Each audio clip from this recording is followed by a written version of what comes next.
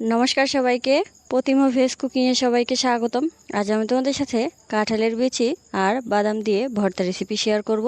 এখানে আমি নিয়েছি ভাজা বাদাম আর নিয়েছি কাঁঠালের বিচি।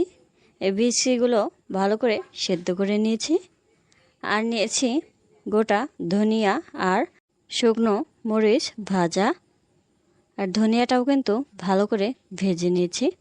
এবার শিলপাটাতে গোটা ধনিয়া আর শুকনো মরিচ আর লবণ দিয়ে এবার মিহিন করে বেটে নিতে হবে।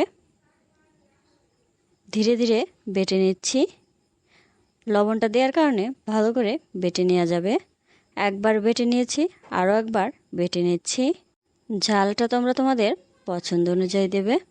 সব কিছু এক জায়গায় চাপিয়ে এবার দিয়ে দেব বাদামগুলো।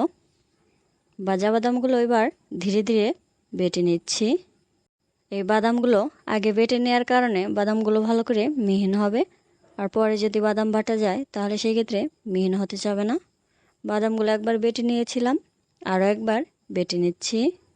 এবার দিয়ে দেব কাঁঠালের বিচি। কাঁঠালের বিচিগুলো ধীরে ধীরে বেটে নেব। এই কাঁঠালের বিচি আর বাদাম ভর্তাটা কিন্তু সেই মজা, অবশ্যই একবার খেয়ে দেখবে। এবার কাঁঠালের বিচির সাথে আর বাদামগুলো ভালো করে মিশিয়ে নিয়েছি, আরও একবার ভালো করে বেটে নেব।